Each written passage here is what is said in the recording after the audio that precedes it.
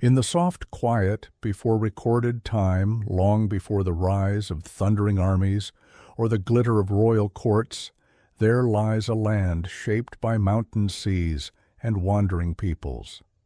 This land, stretching from the windy Thracian plains to the sun-washed shores of the Aegean, would one day be called Anatolia, the eastern rising the place where the sun seems to climb first before touching Europe. Tonight you settle into its landscape as if walking slowly through a dream of stone and earth, letting the centuries drift around you like drifting dust in morning light. The air here carries the scent of pine from the Black Sea coast and the low murmur of distant herds moving across the Anatolian plateau.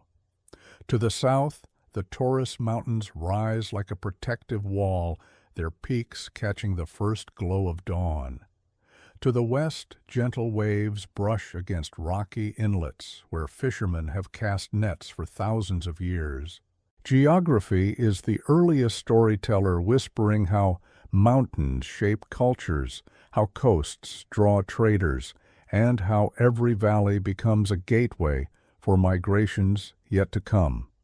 Long before the concept of Turkey or even the notion of empire, groups of early humans settled here during the Neolithic age. They built homes of mud brick, left carvings on stone, and learned to cultivate grains in the fertile soil. In the quiet town of Çatalhöyük, one of the world's oldest known urban settlements, people gathered on rooftops to share stories and offerings. They painted walls with vivid scenes honoring animals and spirits. Their settlement patterns tell us of a people learning stability, creating community in a world still wild and uncertain. By the time writing first appeared in the ancient Near East, Anatolia had already become a crossroads of civilizations. The highlands held deposits of metal, copper, and tin, drawing early traders who carried goods between the Tigris, the Euphrates, and the Aegean Sea. Caravan paths wound through mountain passes, dotted with small way stations where travelers shared breadwater and rumors of distant lands. This movement, slow and steady, began weaving Anatolia into the early fabric of human connection. It was here that one of the earliest great powers rose, the Hittite Empire. Around the second millennium BCE, the Hittites established their capital at Hattusa, a city encircled by massive stone walls. If you close your eyes, you might hear the echo of bronze chisels shaping lions at the gates, or the quiet murmur of scribes pressing cuneiform symbols onto clay tablets. The Hittites forged treaties, negotiated with Egypt, and clashed with neighboring kingdoms, yet they also left behind legal codes, mythologies, and diplomatic traditions that would echo long beyond their fall. Their gods, storm-born, earth-bound, radiant, were worshipped in stone chambers carved into mountainsides where torchlight flickered against ancient reliefs. The Hittites were not alone in shaping Anatolia's early history. After their empire faded around 1200 BCE, new cultures rose on the landscape like the soft cresting of waves. Among them were the Phrygians, famed for their legendary King Midas, whose name would be woven into tales of gold and desire. They built tumulus mounds that still rise from the plains' burial hills, guarding the memory of their lords. To the west stood Lydia, a kingdom that would one day mint some of the first coins in history. Its capital, Sardis, shimmered with markets where merchants exchanged ideas as readily as goods. The Lydians helped give form to economic practices that would ripple across continents. Their innovations in trade, metalwork, and administration would become part of Anatolia's long legacy of shaping the movement of wealth and goods across regions. And yet, even as these kingdoms thrived, coastal Anatolia experienced another wave of transformation this time carried on sea winds. Greek settlers crossed the Aegean beginning around the 8th century BCE and established vibrant cities along the western coastline. Places like Miletus, Ephesus, and Smyrna became centers of philosophy, commerce, and architecture. Their temples rose with fluted columns, and their harbors drew ships from every corner of the Mediterranean. In these cities, the clatter of markets mingled with the voices of thinkers who pondered the nature of the cosmos. Anatolia at its core became a mosaic. No single people defined it fully. Instead, its identity formed through constant layering. From Hittite diplomats to Phrygian musicians, from Lydian bankers to Greek philosophers, each left a quiet trace like footsteps pressed into ancient soil. And over the centuries, these traces intertwined, shaping a land that would always hold the memory of many civilizations at once. As the centuries rolled onward, new powers appeared along Anatolia's edges. To the east, the Persian Achaemenid Empire expanded under Cyrus the Great and Darius IV, stretching its administrative and military systems across the peninsula. Royal roads cut through forests and hills, linking local satraps to distant capitals. For a time, Anatolia belonged to an empire so vast that messages traveled across deserts, rivers, and mountains to reach the great king's court. Persian rule, though powerful, also brought resilience among local cultures, for Anatolia had always been a place that absorbed change rather than yielding entirely to it. Greek city-states resisted, collaborated, and negotiated, while inland cultures adapted Persian practices to their own traditions.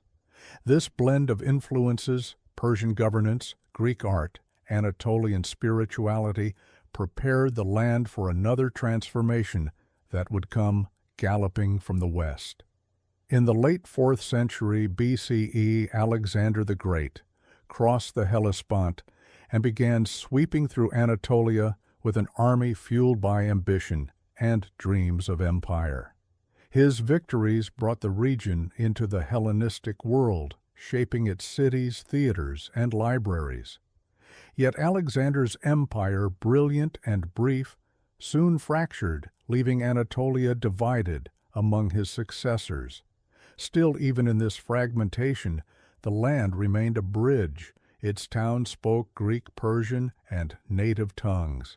Its marketplaces offered Persian silks, Greek amphorae, and Anatolian wool.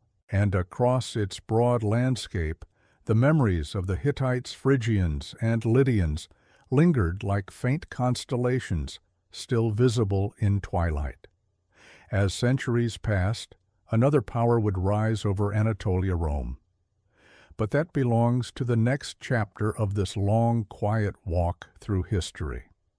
For now, the ancient world fades like evening light over mountain ridges.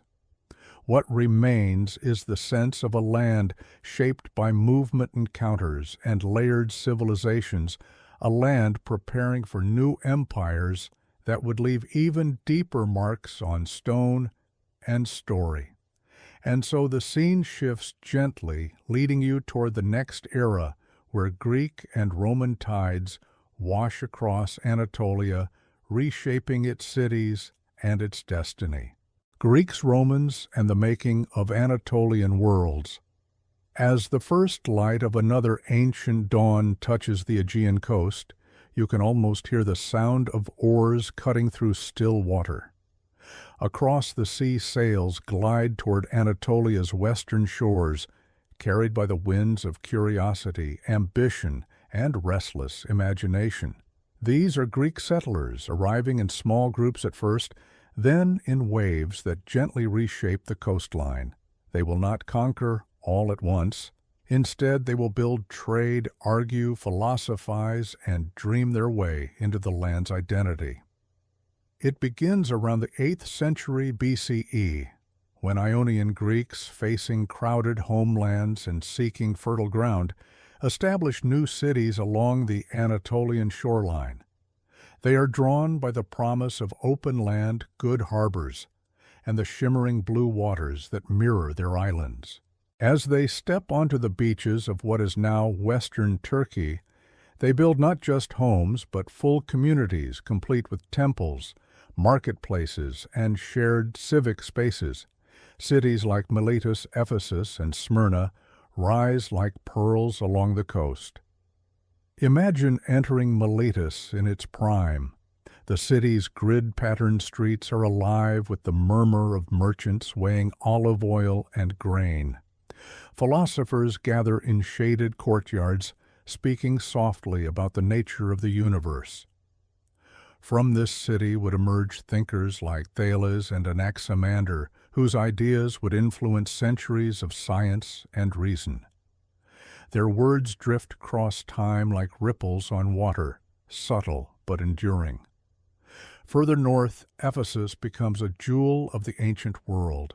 Its great temple of Artemis, one of the seven wonders, rises with columns that seem almost too delicate to support such vast stone. Pilgrims arrive from across the Mediterranean, their footsteps echoing on marble streets as they move toward markets filled with silks, spices, and carved figurines. At night, lamps flicker in the windows of workshops, where artisans shape clay and bronze, continuing traditions older than memory. The Greeks bring new languages, new governance, and new art forms to Anatolia. They are not the first to shape the region, far from it, but they add new dimensions to its mosaic. Their tragedies and comedies fill open-air theaters. Their democratic experiments change how communities debate, decide, and imagine themselves. Their poets, scribes, and sailors weave Anatolia into a wider Hellenic world. But even as Greek coastal culture flourishes, the inland territories remain shaped by older Anatolian traditions. Phrygian music echoes in valleys. Lydian artisans mint coins stamped with roaring lions. Caravans cross the plateau carrying metals, textiles, and stories from east to west. The land remains what it has always been, a place of meeting, merging, and quiet reinvention.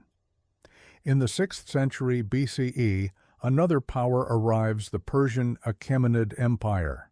Under Cyrus, the great Persian armies sweep into Anatolia, folding it into a vast domain that stretches from Egypt to the Indus Valley. Greek cities find themselves negotiating a new reality, some resisting, others adapting. The Persians build satrapies, administrative units, across Anatolia, governed by officials who enforce law, collect taxes, and maintain the royal roads. These roads become the arteries of an empire. They carry couriers, soldiers, and traders. They connect remote mountain towns to bustling coastal harbors. If you were to walk alongside one of these roads, you might see caravans with camels laden with goods passing messengers who ride hard toward distant capitals. Persian influence weaves itself into local life, blending with Greek language, Anatolian customs, and older traditions. This period is not always peaceful. Greek city-states, particularly those in Ionia, chafe under Persian oversight. Their discontent sparks the Ionian Revolt around 499 BCE, a small flame that grows into the great fire of the Greco-Persian Wars. From the shores of Anatolia, the reverberations of Marathon, Thermopylae, and Salamis reach far beyond their battlefields. Though these famous conflicts occur primarily in Greece, their roots are deeply tied to tensions in Anatolia. Yet the land endures, as it always does, and when the balance of power shifts once more, it does so with remarkable force. In 334 BCE, a young Macedonian king named Alexander crosses into Anatolia, his army following behind in orderly lines. The crossing of the Hellespont marks the beginning of a sweeping campaign that will reshape the ancient world. Alexander defeats Persian forces at the river Granicus, opening much of western Anatolia to his influence. As he moves southward, city after city falls into his orbit. Some welcome him as a liberator, others resist only to be absorbed. Alexander's conquests do more than redraw borders. They release a flood of Hellenistic culture across Anatolia. Cities expand their theaters, libraries, and gymnasiums. Sculptors carve marble with softer, more natural forms. Scholars record histories, map stars, and study medicine. Greek becomes the language of administration and philosophy, even as local dialects continue to echo in village markets and rural sanctuaries. But Alexander's blaze of glory lasts scarcely over a decade. When he dies young in Babylon, his empire fractures into rival kingdoms. In Anatolia, the Seleucids, the Attalids, and eventually the Romans take control of various territories. Each new power leaves its imprint, often building upon the foundations of those who came before. The Romans, more than any other, will shape Anatolia's next great era. Their arrival is steady, methodical, supported by legions that move with disciplined precision. By the 1st century BCE, much of Anatolia is under Roman rule. They build roads that outlast centuries, aqueducts that carry water to thirsty cities, and baths where citizens gather to discuss politics and family matters. Temples, bridges, theaters, and councils rise across the landscape, binding Anatolia firmly into the fabric of the Roman world. Cities like Pergamon become renowned for their libraries and healing sanctuaries. In Aspendos, a magnificent Roman theater emerges so well constructed that its acoustics remain nearly perfect today. In the valleys of central Anatolia, Cappadocian rock formations shelter communities who carve homes and early sanctuaries into soft volcanic stone. Roman governors oversee trade law and protection, while soldiers patrol borders and mountain routes. This long period of Roman rule allows cities to flourish, populations to grow, and cultures to intertwine. Latin is spoken in administration, but Greek remains the everyday language for most. Local Anatolian religions merge with Greco-Roman practices. Peace, known as the Pax Romana, settles over the land like a warm, steady breeze. And then, in the 4th century AD, a single decision will change Anatolia's path entirely. Emperor Constantine chooses the ancient city of Byzantium as his new capital. He renames it Constantinople, and from this moment on, the entire region begins to orbit around a new imperial center. The world you have walked through, Greek, Roman, Anatolian, Persian, begins to transition toward something enduring and luminous. A Christian empire will rise. A great city will become a beacon of power, beauty, and resilience. And so, as the Roman world dims toward twilight, Anatolia prepares for the birth of Byzantium, whose golden domes will shine for more than 1,000 years. The birth of Byzantium. The story now drifts toward a great transformation, one that unfolds not with sudden violence, but with the quiet decision of an emperor standing at the edge of a shifting world. It is the early 4th century AD, and the Roman Empire stretches across continents vast yet troubled, immense yet fragile. Its old center, Rome, feels distant from the empire's busiest trade routes and most urgent borders. Its legions are weary, and its politics increasingly tangled. The world is changing, and power is beginning to migrate eastward. Into this moment steps Constantine, a ruler whose vision reaches far beyond the horizon of his time. He gazes toward the ancient city of Byzantium, a place where Europe and Asia nearly touch, divided only by the narrow strait of the Bosporus. Strategically perched and naturally defensible, the city rests beside deep waters that lead to the Black Sea and beyond. Its hills rise gently from the shoreline, catching the morning sun like curved blades of polished bronze. Traders from every direction pass through its harbors. Constantine sees not a peripheral town, but a future capital, a new heart for a tired empire. In 330 A.D., he dedicates the city as Nova Roma, New Rome, yet the world soon calls it by another name, Constantinople. Imagine the quiet hum of construction as workers raise new forums walls, baths, and palaces. Marble columns arrive by ship polished smooth for imperial halls.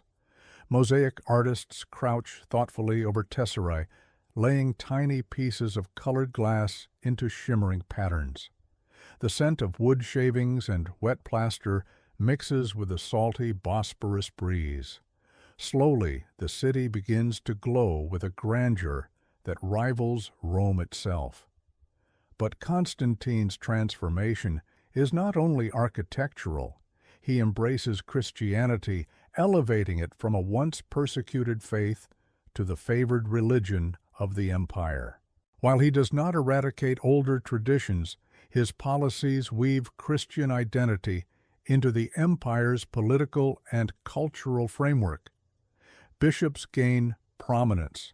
New churches rise within and beyond Constantinople's walls, their interiors filled with candlelight that flickers over icons and holy texts. The shift is gradual but profound. Anatolia, once a tapestry of pagan sanctuaries and classical temples, begins its long transformation into a land of monasteries, relics, and Christian communities. As the centuries unfold, the city grows into a place of extraordinary resilience and unmatched beauty. The Theodosian walls, built in the 5th century, become some of the most formidable fortifications ever constructed. Layer after layer of stone and brick form a triple defense system, stretching for kilometers, guarding the city from both land and sea. Generations of besiegers, from Goths to Persians to Avars, will approach these walls with hope and depart in disbelief. Constantinople becomes not merely a city, but a symbol, a fortress of civilization standing at the world's crossroads. Inside the walls, life carries a gentle rhythm. Scholars debate theology in shaded courtyards. Merchants unload amphorae filled with wine oil and spices. Sailors from Egypt, Syria, the Balkans, and the Black Sea tie their ships to wooden piers while calling out to each other in a riot of languages. Silk from China, furs from the north, and jewels from distant lands sparkle in the markets. Constantinople becomes a place where stories, goods, and faiths all converge. During the reign of Justinian in the 6th century, the city reaches a new height of splendor. Justinian dreams of restoring the Roman world to its former unity. His generals Belisarius and Narses reclaim lands in North Africa, Italy, and Spain. His legal scholars compile Roman law into the Corpus Juris Civilis, a monumental work that will later shape legal systems across Europe and beyond. His architects designed the Hagia Sophia, one of the most astonishing structures the ancient world will ever know. Picture entering the Hagia Sophia for the first time. The great dome seems to float suspended in air, by light alone. Sunlight streams through high windows, creating a soft golden mist inside the vast space. Marble floors gleam beneath your feet, and mosaics shimmer like constellations in the half-light. Chanting fills the air, echoing gently between pillars of ancient stone. The building becomes not only a church, but an expression of the empire's spiritual and architectural soul. Yet even as Constantinople flourishes, the world beyond its walls grows more turbulent. The Roman Empire of the West collapses in the late 5th century, leaving Constantinople as the lone surviving imperial capital. From this moment onward, the Byzantine Empire, as modern historians call it, becomes its own entity, Roman in law and political structure, Greek in language and culture, and Christian in spiritual identity. Anatolia becomes the empire's core, its agricultural and military backbone. Its plains supply grain and livestock, its mountains hold fortresses and monasteries, its coastal cities support fleets and trade networks. Byzantine soldiers, many born in the villages and towns of Anatolia, guard frontier passes and watch the movements of neighboring powers. Monks retreat to remote valleys to write manuscripts preserving ancient knowledge in scriptoria illuminated by lamplight. Farmers till soil that has been worked for centuries, continuing traditions as old as the land itself. The Byzantine world is both durable and fragile. It endures earthquakes, plagues, and invasions.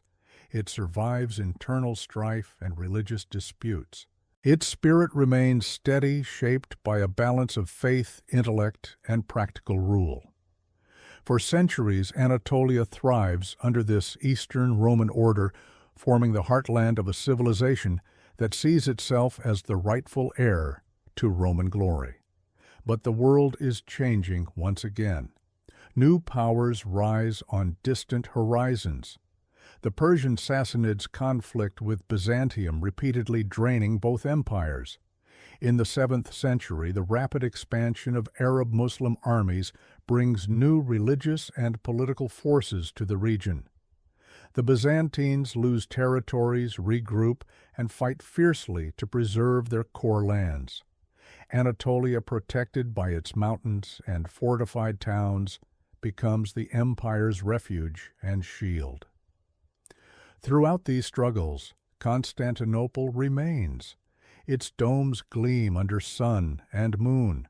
Its markets continue to bustle with life. Its walls, unbroken, unbreached, stand like silent guardians. The city becomes a testament to endurance itself. But the centuries ahead will test Byzantium's strength more than ever before. New migrations stir within the steppes of Central Asia. Turkic tribes begin moving westward, their horses raising dust on the open plains, their leaders forging alliances and rivalries as they approach the borders of Anatolia. Soon these movements will reach the empire's heartland. The balance of the region will shift. A new chapter, one of faith, steel, and cultural renewal, is about to begin. And so the lights of Constantinople dim softly for the night, preparing for the dawn of new powers entering the Anatolian stage. Frontiers of faith and steel. The centuries turn softly, and the Byzantines continue their steady rhythm of life, harvesting grain on Anatolian plains, tending vineyards in warm valleys, lighting evening lamps inside monasteries that cling to mountain cliffs. But beyond the empire's familiar landscapes in the wide, wind-swept steppes of Central Asia, new movements begin to stir. These movements are subtle at first, the shifting of tribes, the slow migration of pastoral peoples seeking fresh pastures. Yet they will send echoes across continents, eventually reshaping the destiny of Anatolia itself. These are the Turkic migrations, waves of families, warriors, and herders who travel with their flocks beneath endless skies. Their tents fold easily, their horses respond to the lightest touch, and their traditions emphasize courage, hospitality, and the telling of ancestral stories beside campfires.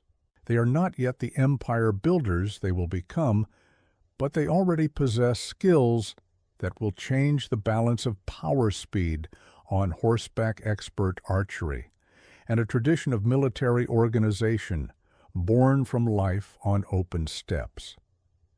For now, the Byzantine Empire watches these eastern stirrings with cautious interest.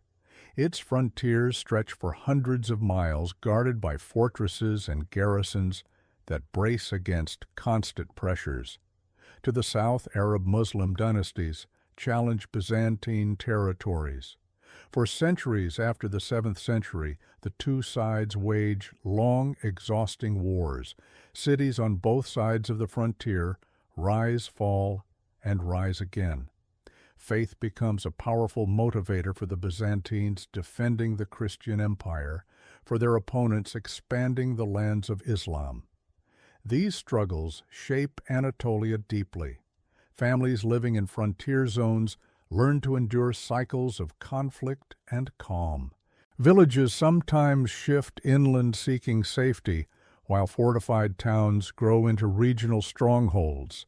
Pilgrims, merchants, monks, and soldiers all travel these roads carrying letters, rumors, and prayers across a tense but resilient landscape. In the great capital, Constantinople, emperors grapple with both military and spiritual challenges. Iconoclasm, the dispute over the veneration of icons, divides the empire in the 8th and 9th centuries. In monasteries carved into Anatolian cliffs, monks hide sacred images while imperial agents patrol for forbidden artwork. The debate is not merely about art. It reflects deeper tensions about power tradition and the nature of worship. When the controversy finally ends, icons return to churches with renewed reverence, their golden halos shining again in dim candlelight. Still, even as Byzantium works to resolve internal disputes, new forces gather strength beyond its borders. The Islamic world itself undergoes transformations, and dynasties rise and fall from Spain to Persia. In this dynamic environment, Turkic warriors begin to serve in Islamic armies, gaining experience, prestige, and religious identity. Many convert to Islam, integrating their fierce martial traditions with new spiritual teachings. They become trusted military leaders, governors, and eventually founders of new states. The Byzantine Empire senses the shift. Emperors along the frontier strengthen fortifications, rebuild neglected defenses, and try to maintain alliances with local Armenian and Georgian rulers. Diplomatic letters cross mountains and rivers, carried by messengers who know how fragile peace can be. For the Byzantines, Anatolia is not just a province. It is their heartland, the region that feeds their armies, houses their monasteries, and shelters their history. Yet the empire's strength, once immense, slowly begins to stretch thin. Internal rivalries weaken coordination between generals. Provincial magnates rise in influence, sometimes challenging imperial decisions. A single defeat, a single miscalculated campaign, can unravel years of effort. And beyond the eastern horizon, the Seljuk Turks emerge. Before their rise, however, the landscape of Anatolia remains varied and alive. In Cappadocia, villagers carve deeper into volcanic rock, creating churches painted with vivid frescoes of Christ and the saints. In the Black Sea mountains, thick forests whisper with wind, while along the Mediterranean coast, warm breezes carry the scent of citrus. Farmers tend orchards as their ancestors did, unaware that distant migrations will soon alter their world. By the 10th and early 11th centuries, Turkic clans have grown in influence within the Islamic East. They begin as warriors in service to others, but their skill and discipline allow them to rise quickly. Soon they form the Seljuk dynasty, named after a legendary ancestor. Under leaders like Tuhril Beg and Chagri Beg, the Turks expand into Iran and Iraq, capturing key cities and gaining recognition from the Abbasid Caliphate in Baghdad. Their banners, once simple clan symbols fluttering over steppe winds, now represent a rising power in the Muslim world. The Seljuks bring with them a blend of Central Asian tradition and Islamic learning. They patronize scholars, poets, and architects. Caravanserais spread along trade routes offering safety to travelers. A new cultural synthesis forms graceful yet formidable, and it points westward toward Anatolia, where Byzantine defenses are increasingly strained. Pressure builds slowly. Raids become more frequent, not all by Seljuks themselves, but often by Turkic groups loosely aligned with them. Byzantine armies attempt to repel these incursions, but their responses are uneven. Some victories restore confidence, while unexpected defeats unsettle the empire. The most fateful moment approaches at the dawn of the late 11th century. Emperor Romanos IV, Diogenes, gathers a large army determined to check Seljuk expansion and reassert Byzantine authority over eastern Anatolia. Across the mountains, the Seljuk leader Alp Arslan prepares as well, commanding a force hardened by years of mobile warfare. These preparations will culminate at Manzikert, but that turning point belongs to the next chapter. For now imagine the Anatolian frontier on the eve of immense change. Watchtowers stand against orange twilight. Birds return to nests as soldiers polish helmets, the clink of iron echoing gently across quiet barracks. In distant Seljuk encampments, horsemen tend to their animals' prayers rising softly into the evening air. The two worlds, Byzantine and Turkic, are drawing closer, not with the rush of sudden collision, but with a slow, inevitable pull shaped by centuries of migration, faith, and ambition. Soon they will meet in a moment that will transform Anatolia forever. And so the candlelight fades on this frontier world, making way for the dawn of Seljuk power and the shifting destinies of empire. The arrival of the Seljuk Turks. The story now settles gently upon the late 11th century, a moment when Anatolia stands at the threshold of profound transformation. The air across the eastern highlands carries a subtle tension, not the crackling chaos of sudden war, but the slow, steady pressure of cultures drawing nearer to one another. Byzantine scouts watch the horizons for distant dust clouds. Caravan masters whisper of new powers rising in the east. And in the lands stretching from Persia to the Zagros Mountains, the Seljuk Turks advance with quiet determination. The Seljuks have grown swiftly. From nomadic roots on the Central Asian steppe, they have become rulers of vast territories, guided by leaders whose skill blends pastoral tradition with the organizational structures of the Islamic world. Alp Arslan, the Seljuk Sultan, understands the mobility of his cavalry and the spiritual unity that binds his warriors. Under his leadership, the Seljuks consolidate their domains in Iran and Iraq, extending their influence westward into the lands bordering Byzantium.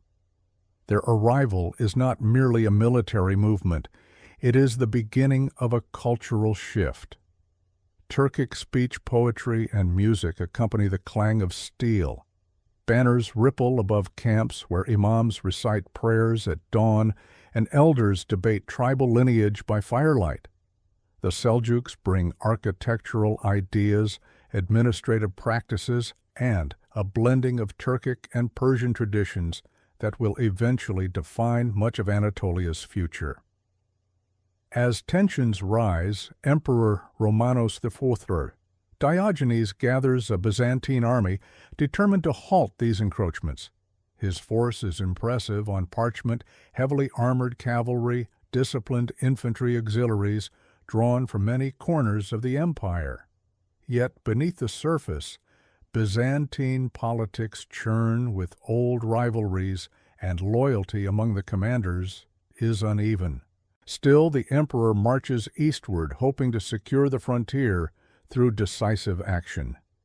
The two forces meet near the town of Manzikert in 1071. The setting sun casts gold across the plain, illuminating the distant silhouettes of Seljuk horse archers, who maneuver with quiet elegance. Romanos believes he faces only a portion of the Seljuk army, not realizing that Alp Arslan's main force lies hidden. As the battle unfolds, the Byzantine lines stretch and twist. Miscommunication spreads. A sudden betrayal by a key general, a man with political ambitions of his own, fractures the Byzantine cohesion. Then comes the encirclement. Seljuk horsemen moving swiftly and deliberately tighten a ring around the Byzantine troops. Arrows fall with unnerving precision. Dust swirls into the air, thick and disorienting. When evening descends, the Byzantine army collapses into disarray, and Emperor Romanos is captured. Alp Arslan treats him with surprising respect, but the damage is done. A single day has altered 1,000 years of Byzantine control in Anatolia. The aftermath of Manzikert is not immediate conquest, but rather an unraveling. Without strong central leadership, Byzantine authority in Anatolia weakens. Local lords lose confidence. Cities once firm imperial footholds find themselves isolated. Into this vacuum come Turkic tribes, not always as invaders, often as migrants seeking new lands. They cross the mountains and valleys, setting up tents, grazing their herds, and founding small principalities. The Seljuks themselves push deeper into Anatolia, establishing the Sultanate of Rum, named after the lands of Rome, as the Islamic world called the Byzantine Empire. Their capital at Nicaea, and later Konya, becomes a center of administration, religion, and art. Konya, in particular, grows into a flourishing city of poets, scholars, and artisans. Its mosques and palaces rise with turquoise tiles and slender minarets. Caravanserais, fortified inns, appear on trade routes, offering safety to merchants traveling between cities. Their courtyards echo with the sound of hooves and the low murmur of tired travelers seeking rest. As Seljuk authority strengthens, Anatolia begins to transform. Turkish becomes increasingly common across the countryside, mingling with Greek, Armenian, Kurdish, Arab, and Persian languages. Islam spreads gradually, not through forced conversion, but through local adaptation, and the appeal of Sufi mystics whose gentle teachings resonate in villages and towns. The whirling dervishes of Mevlana Jalaluddin Rumi, who will later make Konya his home, embody this blending of spirituality and poetry. Yet this change is not uniform.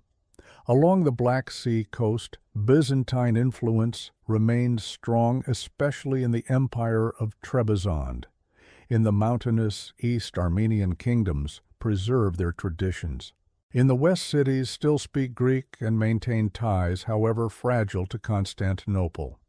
Anatolia, as always, becomes a tapestry woven from many threads. Meanwhile, the Seljuk state faces its own internal challenges. Rivalries between princes, shifting loyalties among tribal warriors, and the ever-present pressure of external powers keep the sultans vigilant. The Crusades add new layers of complexity. Western European armies march across Anatolia, clashing with Seljuks and sometimes with Byzantines as well. The First Crusade in the late 11th century pushes through the region with ferocity, retaking some cities, but leaving scars across the landscape. Despite these upheavals, the Sultanate of Rum endures and even flourishes for a time. Architecture blossoms, education spreads. Markets in cities like Sivas Kayseri and Antalya fill with goods from distant lands, spices from India, silks from Persia, furs from the north. Artists polish stone-carved wood and set colored tiles into intricate geometric patterns. Caravan routes hum with life linking Anatolia to the broader Islamic world. But the Seljuks, like the Byzantines before them, cannot escape the shifting tides of history. By the early 13th century, a new force emerges far to the east, the Mongols. Their conquests roll across Central Asia with overwhelming momentum. After the decisive Battle of Kosa Dağ in 1243, the Seljuks become vassals of the Mongol Ilkhanate. The once unified sultanate fragments into smaller principalities known as beyliks. These beyliks are ruled by Turkish dynasts, each with their own ambitions, armies, and territorial claims. Among these beyliks, scattered from the Aegean coast to the central plateau, one is small and seemingly insignificant. It lies near the Byzantine frontier, where the empire still clings to a few strongholds in northwestern Anatolia. This beylik is governed by a quiet but capable leader named Osman. His people are few in number, but they are resilient and adaptive. They live at the edge of two worlds, Byzantine and Turkish, and from this borderland, something unexpected will grow, something that will overshadow Seljuks, Byzantines, and all who came before. The flickering torchlight of Seljuk palaces dims, making room for new banners to rise in the mountain air. The next chapter begins with a small tribe, a frontier leader, and the first whispers of an empire that will change the course of history.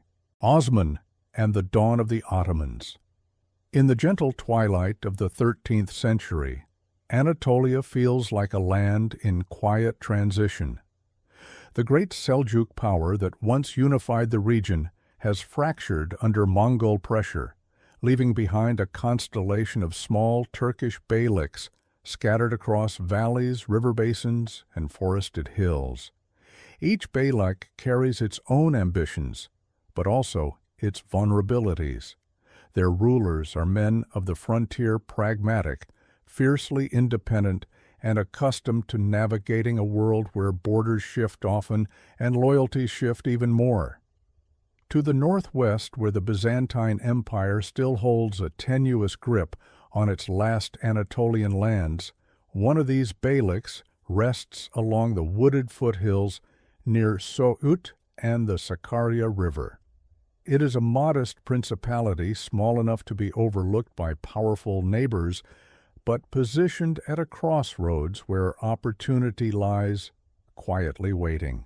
Its people live in tents and simple villages, tending flocks, harvesting grain, and defending their territory from raiders. They are frontier folk shaped by hardship, but also by adaptability. And it is here that Osman emerges as a leader. Osman, the son of Ertuğrul, grows into adulthood in a world defined by both danger and possibility. His father's tribe, the Kayu branch of the Oghuz Turks, has long lived near the frontier between Seljuk and Byzantine lands. From an early age, Osman learns the rhythms of this borderland, the movements of nomadic herds, the shifting alliances with neighboring tribes, the delicate balance with Byzantine forts that loom like silent watchmen across the landscape. In the stillness of dawn, he rides with other young warriors along the riverbanks, their horses moving quietly through morning mist. They practice archery from the saddle, loosing arrows with fluid precision. They gather around evening fires to hear elders recount tales of ancestral migrations and past battles. The values of the tribe, courage, generosity, and devotion, are passed from one generation to the next like cherished heirlooms. When Osman becomes the bey or chieftain of his people around 1280, the beylik remains small, but its location grants it unusual freedom. Far from the Mongol centers of authority, too insignificant to attract harsh attention from the collapsing Seljuk remnants, and perched beside a weakening Byzantine frontier, Osman finds room to maneuver, grow, and dream. The stories told of Osman's early years often carry a gentle, symbolic tone. One legend describes a dream in which a moon rises from the breast of a holy man and settles into Osman's own chest, then transforms into a tree whose branches spread across 3 continents. Streams flow from its roots, nourishing lands far beyond Anatolia. Whether literally true or not, the story captures what Osman's followers eventually sense about his leadership, that he is destined to build something enduring, something greater than a frontier principality. His early campaigns are modest, aimed at seizing small Byzantine towns and fortresses that have grown isolated as imperial strength declines. These are not grand battles, but slow, deliberate steps, cutting supply lines, negotiating with local populations, and forging ties with other Turkish groups. Osman's warriors fight with agility rather than heavy armor moving swiftly across hills and rivers. Their victories are small but cumulative, and each success inspires new followers to join the Beylik. The Byzantine Empire, once a titan of the Mediterranean world, struggles to respond. Internal disputes weaken its ability to mount coordinated resistance. Emperors rise and fall. Former allies turn against the capital. And in the countryside, many villages find life under Turkish frontier, bays more predictable than under distant imperial officials. Some populations begin to align themselves with Osman, drawn by his fairness, his tolerance, and the stability he offers. Osman's leadership style blends firmness with humility. He holds councils with his warriors, listening before deciding. He rewards loyalty generously and treats conquered peoples with respect. In a world fractured by political turmoil, such qualities win trust. Bit by bit his control expands. The establishment of a base at Bilecik strengthens his hold over the region. Osman's son Orhan emerges alongside him as a capable commander. Together, father and son coordinate campaigns, secure alliances, and strengthen the administrative foundations of their growing realm. The tribe begins to settle more permanently, building wooden houses, mosques, and markets.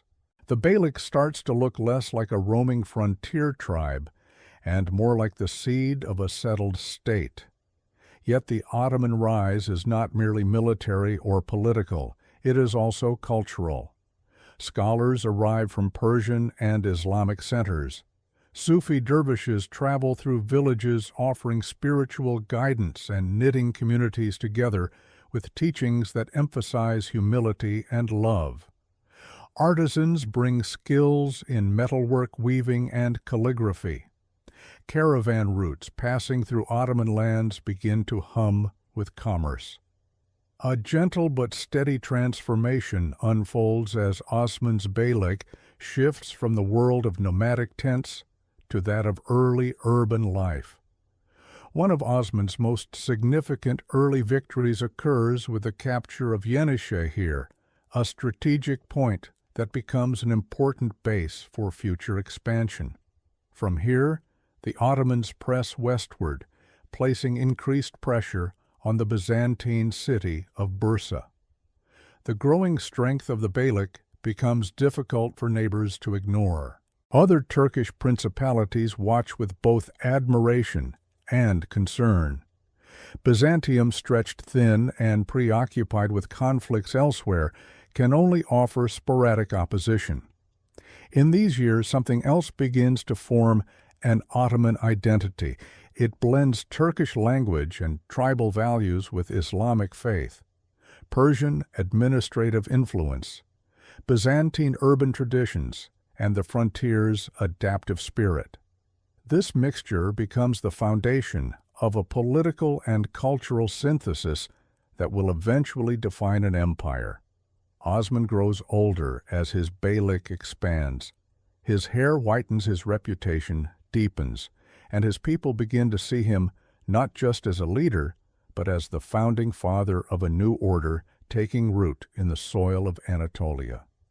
Before he dies around 1324, he leaves instructions for his burial that he be laid to rest in Bursa, the city his son would soon capture. Bursa becomes the first Ottoman capital, its hills and markets echoing with the early confidence of a rising dynasty. With Osman's passing, the path ahead belongs to Orhan, and after him to a line of rulers who will transform a frontier principality into one of the greatest empires in history. The winds that once carried the footsteps of nomads across Anatolia now stir the banners of a dynasty whose influence will stretch from the Danube to Arabia, from North Africa to the gates of Vienna.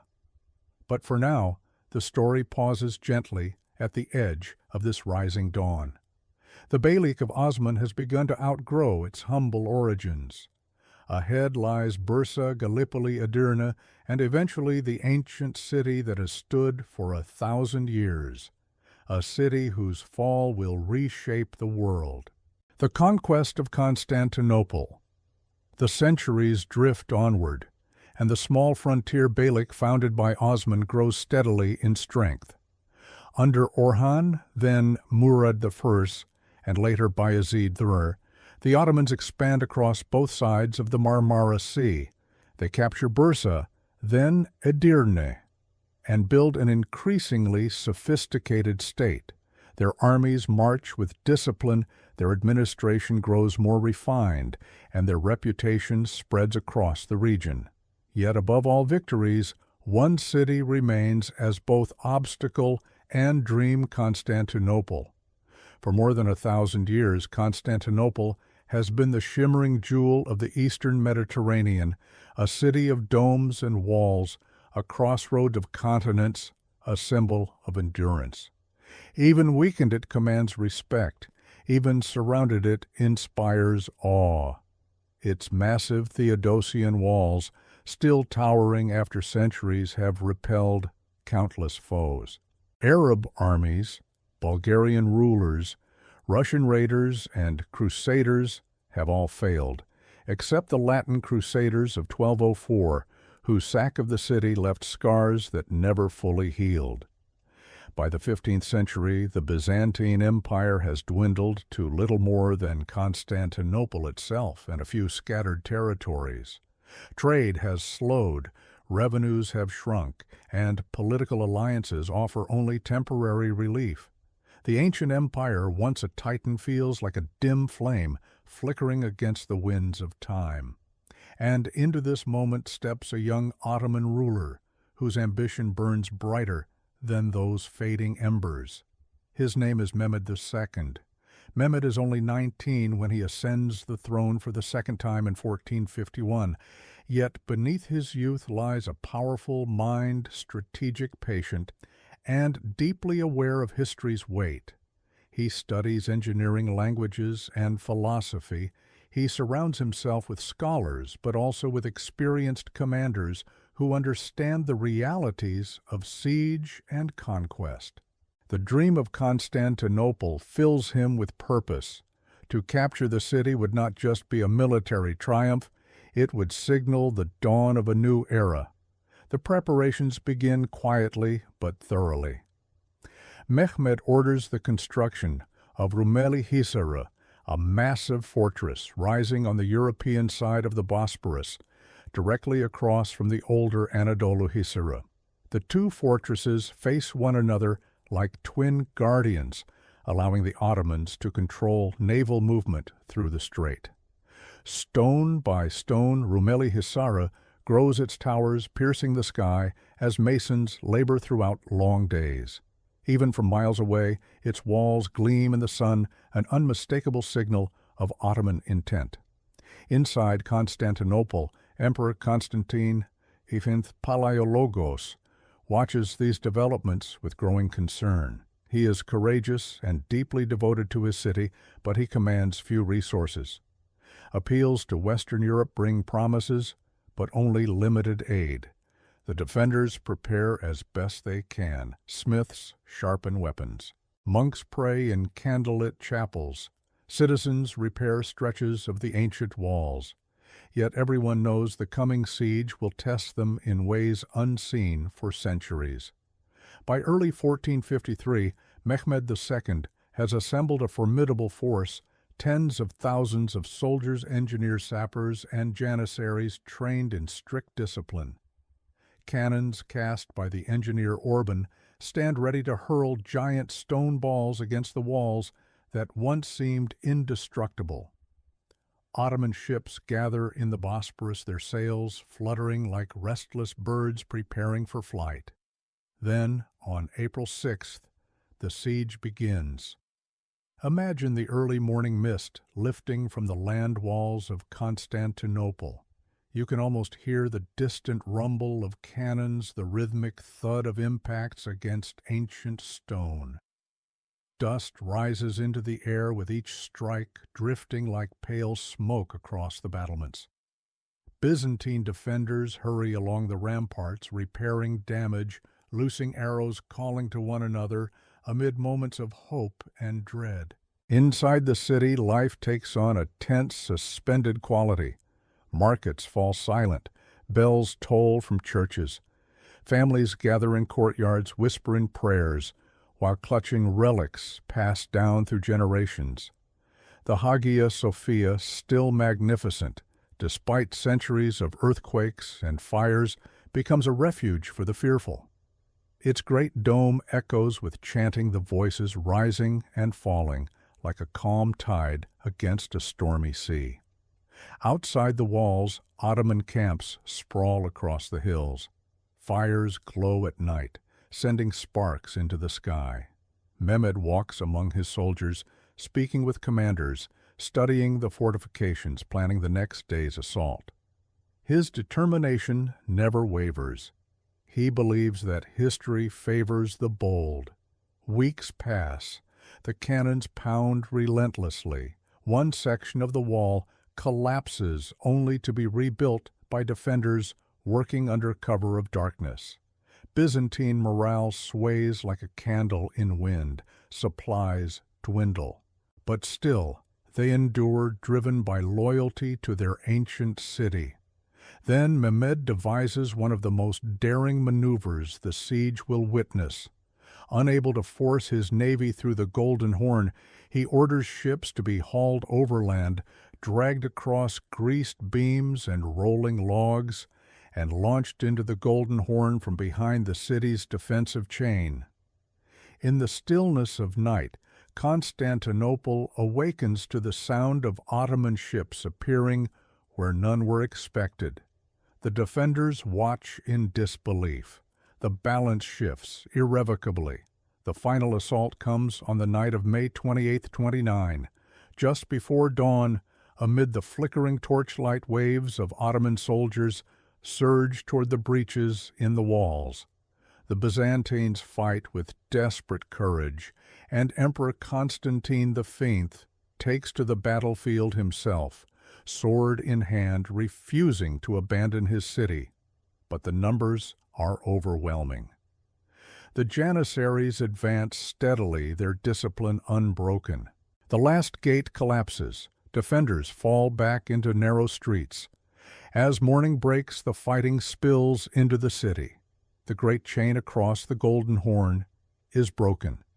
The ancient empire, after more than 11 centuries, reaches its final hour.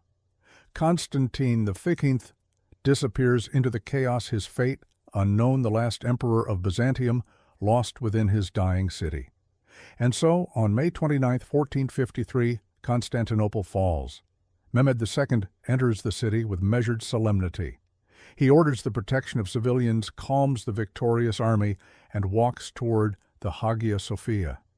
Inside, terrified citizens huddle in shadows. Mehmed pauses beneath the immense dome, taking in its vast, serene beauty. With a gesture, he declares it a mosque, preserving the building and ushering in its next chapter of spiritual life. From this moment forward, Constantinople becomes Istanbul, the capital of a rising empire that will dominate the region for centuries. Streets are cleared, markets reopened, churches repaired or repurposed. New institutions take root, blending Ottoman, Byzantine, Islamic and Anatolian traditions. The city, though shaken, begins to breathe again. The fall of Constantinople marks the end of the medieval world and the beginning of a new age. It is a moment of profound transformation for Byzantium, for the Ottomans, and for the entire region of Anatolia and beyond. And now the young Sultan turns from his greatest victory toward an even greater task, building an empire worthy of its new capital. The Imperial Zenith, the city of Constantinople, now Istanbul, settles into the quiet rhythm of renewal after the thunder of conquest. Streets are widened, markets revived, and broken walls repaired by careful hands. As the dust of 1453 fades, a new dawn rises over the Bosporus, bathing its waters in soft gold. Boats drift gently across the strait, ferrying merchants, scholars, diplomats, and artisans into a capital that is slowly reshaping itself under Ottoman rule. In this new era, the empire does not merely survive, it blossoms. The ascension into greatness is guided first by Mehmed II, who proves himself as skilled in governance as he was on the battlefield. He reorganizes administration with measured patience. Istanbul grows into a cosmopolitan center, home to Muslims, Christians, and Jews who live under the empire's protection. Craftsmen from across Anatolia and the Balkans arrive, bringing skills in metalwork, textiles, ceramics, and calligraphy. New districts appear, grand mosques rise, the hum of commerce fills the air from dawn until dusk. Yet the true golden age of the Ottoman Empire belongs to the century that follows the age of Suleiman the Magnificent. Suleiman ascends the throne in 1520, a young man with clear eyes and a steady voice. The empire he inherits stretches across 3 continents, yet he feels no complacency. His vision reaches farther, his ambition deeper. Under his guidance, the Ottoman world becomes a realm where art, law, architecture, and literature reach heights that still echo through time. Imagine the palace of Topkapi. In these years, its courtyards filled with the quiet footsteps of scholars, the rustle of silk robes, and the low murmur of advisors discussing distant frontiers. Beyond its gates, Istanbul is alive with energy. Caravans from Persia deliver patterned carpets. Venetian and Genoese merchants unload cargo in the Golden Horn. In workshops, artisans craft tiles glazed with blues as deep as the sea, destined for mosques that will shimmer like jewels across the skyline. Under Suleiman, the empire expands with deliberate force. In the west, his armies move into Hungary, eventually standing before the gates of Vienna. In the east, they confront the Safavid Empire, securing long-contested borderlands. Along the Mediterranean, Admiral Hayreddin Barbarossa leads a formidable navy that challenges European fleets and asserts Ottoman dominance at sea. The world watches in awe as the empire's borders stretch wider than ever before. But while military triumphs fill the chronicles, the empire's brilliance is equally rooted in its cultural and administrative achievements. Suleiman's legal reforms, known collectively as the Kanuni, the lawgiver's codes, bring clarity and structure to governance. Taxes are regulated, property rights defined, and local customs acknowledged. The balance he achieves between Sharia law and customary law stabilizes the internal workings of the empire, ensuring fairness for diverse communities. In the heart of Istanbul, the architect Mimar Sinan begins shaping the city with his genius. Trained first as a military engineer, Sinan transforms the skyline with mosques, bridges, aqueducts, and schools. Each structure seems to breathe its domes, rising gracefully, its courtyard fountains offering soft murmurs of water to worshippers and wanderers. His masterpieces, the Suleimani Mosque in Istanbul and the Selimiye Mosque in Edirne become symbols of Ottoman architectural harmony, blending grandeur with serenity. The arts flourish, nurtured by sultans who appreciate beauty as deeply as power. Court poets compose verses of longing devotion and wisdom. Miniature painters work beside scribes, illustrating manuscripts with scenes of battles, gardens, and courtly ceremonies. Music fills palace halls, gentle strains of the ney flute, rhythmic taps of the kudum drum, and delicate plucks of the oud, creating an atmosphere of contemplation and grace. Beyond Istanbul, life across the empire hums with vibrant exchange. In the markets of Damascus, merchants bargain beneath shaded awnings that smell of jasmine and cumin. In Bursa, looms weave silks in luminous colors. In Cairo, scholars debate philosophy and law. In Sarajevo, bridges arch over calm rivers as Ottoman administrators oversee towns newly incorporated into the imperial fold. Roads and caravanserais link these distant provinces, ensuring the flow of goods, people, and ideas. The Ottoman Empire becomes one of the great meeting points of civilizations. It stands between Europe and Asia, between the Mediterranean and the Persian Gulf, between Christian and Muslim worlds. Its diversity is immense. Turks, Arabs, Greeks, Kurds, Armenians, Bosnians, Albanians, Jews, and countless others live within its borders. Languages mingle in markets and ports. Festivals blend old traditions with new influences. From this cultural mosaic emerges a dynamic, thriving society. Yet even in its golden age, the empire must navigate challenges. Governing vast territories requires exceptional coordination. Provincial governors must be trustworthy, yet powerful enough to maintain order. The Janissaries, once elite infantry of slaves, loyal only to the Sultan, begin to grow in influence and number. The delicate balance between central authority and local autonomy requires constant attention. Still, the empire endures with confidence. The sense of purpose is strong, the institutions well-rooted, and the leadership capable. Suleiman's long reign becomes a symbol of stability, intelligence, and splendor. When he dies in 1566 at the age of 72, while leading a campaign in Hungary, he leaves behind a realm that seems nearly unshakable in its power. But history moves with a rhythm that even the greatest empires cannot ignore. Quietly, almost imperceptibly, at first, new pressures begin to appear. Trade routes shift after European voyages open the Atlantic world. Technological changes alter the nature of warfare. Some provinces strain under increasing tax burdens. The Janissary Corps starts to grow resistant to reform. These are small cracks, subtle but real, the early signs that even golden ages must one day give way to change. And yet for now, in this moment of reflection, the empire stands serene and magnificent. Istanbul's skyline glows with the warm light of sunset domes and minarets rising like gentle waves against the sky.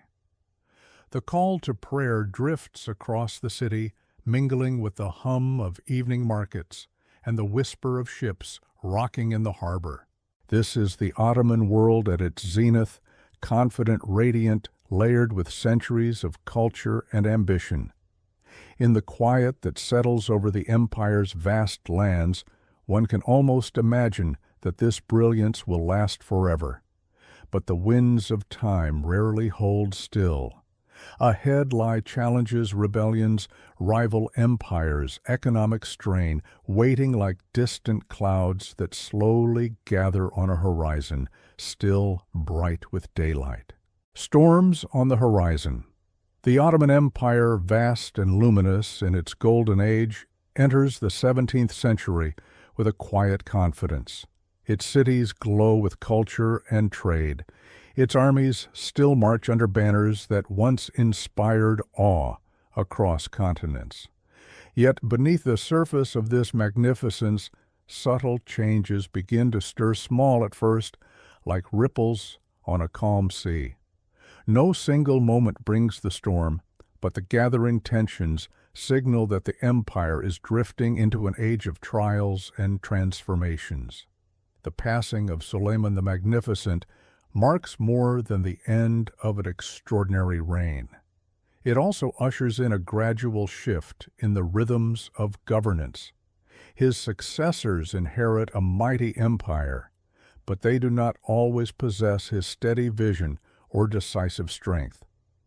Palace politics grow more intricate as the influence of court officials, eunuchs, and the Sultan's family expands.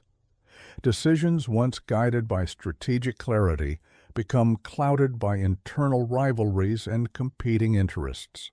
Inside the imperial palace, the harem not merely a place of residence for women, but a complex network of power becomes deeply intertwined with state affairs. Mothers of young sultans wield significant influence guiding policy through trusted intermediaries. While many of these women are intelligent and capable, the diffusion of power creates uncertainty. Ministers rise and fall quickly. Stability wavers. Outside the palace walls, the Janissary Corps begins a slow transformation. Once an elite infantry unit recruited through the Devshirme system where Christian boys were trained for loyal service, the Janissaries become increasingly entrenched and less disciplined. Their privileges expand. Their willingness to accept reform diminishes. Some grow involved in commerce and guilds, weakening their military identity. They still march in the empire's name, but their old rigor fades like an echo from another age. As these internal tensions unfold, the empire faces new pressures from beyond its borders. In Europe, technological and political revolutions alter the balance of power. Gunpowder weaponry evolves rapidly. Naval warfare changes with shifts in ship design. European kingdoms centralize their administrations and modernize their armies. And across the seas, new trade routes to the Americas and around Africa reshape global commerce. The Ottoman Empire, once at the center of overland trade between East and West, watches caravans diminish as ships carry commodities across oceans instead. This shift undermines key sources of revenue. Ports along the eastern Mediterranean lose some of their prominence. Caravanserais, once busy with merchants from Persia and India, experience quieter nights. The sound of camel bells fades along old trade routes. The empire is not impoverished, but the economic balance that once favored it begins to tilt toward Western powers. Meanwhile, war continues to place heavy demands on Ottoman resources. The long conflict with the Habsburgs intensifies in Central Europe. At the same time, the Safavid Empire challenges Ottoman control in the east. Battles rage across frontiers in Hungary's plains, in the mountains of Transylvania, and along the shifting borders of Mesopotamia. Victory and defeat alternate like the slow breathing of an aging giant. One of the most significant turning points arrives in 1683, when Ottoman forces besiege Vienna for the second time. The first attempt more than a century earlier had hinted at overwhelming power. This second attempt reveals new vulnerabilities. The siege fails after a bloody confrontation, and a European coalition pushes the Ottomans back. This defeat is not just a military loss, it marks the symbolic end of Ottoman expansion into Europe. After Vienna, European states grow more confident. Alliances form. The Ottoman retreat becomes difficult to reverse. Provinces like Hungary slip away. The empire remains formidable, but now it must defend more than it advances. The long arc of history has shifted its direction. Still, the Ottoman world does not collapse. It adapts and continues. Life in Istanbul remains vibrant. The arts flourish in new ways, calligraphers perfect elegant scripts, musicians compose melancholic melodies, coffee houses become centers of conversation where poets recite verses deep into the night. In Anatolia, farmers till fields that have sustained families for generations, and markets bustle with local trade. In cities like Aleppo, Damascus, and Cairo, merchants remain active, their voices echoing beneath vaulted bazaars. But change whispers through the empire. Inflation rises as silver from the New World floods European markets and disrupts coinage systems. Local governors in distant provinces gain increasing autonomy, sometimes defying the central government. Rebellions flare in the Balkans, fueled by local grievances and the influence of foreign powers. Meanwhile, in the heartland population, growth strains agricultural systems, leading to unrest among peasants. The 18th century brings further challenges. European science advances rapidly, while the Ottoman state struggles to modernize at a similar pace. Diplomats report on new artillery, new administrative reforms, and new naval technologies abroad. Some Ottoman officials recognize the need for change, but attempts at reform often meet resistance, particularly from the Janissaries, who fear losing their traditional privileges. Even so, the empire experiences moments of renewal. The Tulip era in the early 18th century brings a brief period of cultural flourishing and European influence marked by grand gardens poetry and the introduction of printing presses. Istanbul glows with lantern-lit festivals, but this gentle renaissance is short-lived, ending in revolt, as conservative forces push back against perceived excess and foreign adaptation. By the late 18th century, the storm clouds grow heavier. Russia, under Catherine the Great, wages persistent campaigns against the Ottomans, seeking access to warm-water ports and influence over Orthodox Christians in the Balkans. The empire suffers significant territorial losses. The strain becomes almost palpable, felt in the trembling of borders and the tightening of state finances. And yet, in the midst of these trials, the Ottoman spirit endures.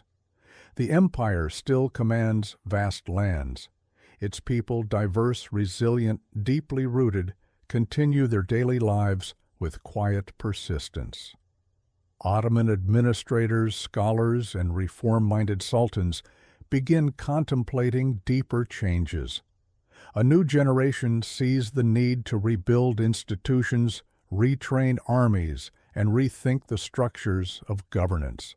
These efforts will soon crystallize into a new era, one characterized not by conquest, but by reform, by attempts to modernize military technology, centralize authority, revise laws, and renew education. This era, known as the Tanzimat, will reshape the Ottoman Empire's final centuries and set the stage for its great transformation. But for now, the empire stands beneath a sky where the first hints of dusk glow softly. The golden age is behind, and the horizon darkens with challenges, yet the story continues, guided by a determination to adapt, endure, and survive in a world altering around it. Reform, resilience, and the Tanzimat age.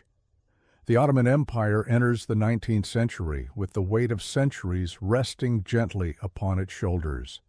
Its domes, bridges, and bazaars still shimmer beneath the sun, but winds of change sweep across the world. Beyond its borders, European powers accelerate into an age of industry, science, and nationalism. Railways carve through landscapes, steamships cross oceans swiftly. New ideas about citizenship, equality, and centralized governance ripple through societies like subtle tremors beneath calm earth. And the Ottomans, once the dominant power of 3 continents, now face a complex choice to resist the tide of modernity or to embrace reform and reshape themselves for an unfamiliar world. The first efforts begin unevenly. At the turn of the century, Sultan Selim III looks upon the empire with thoughtful concern. He understands the need for modernization, especially within the military. European armies have grown far more advanced, disciplined, technologically equipped, coordinated by new administrative systems. The Janissaries, once elite, have become resistant to change.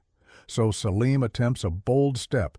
He creates a new military unit trained in European methods. This new order army sparks hope among reformers and fury among the Janissaries.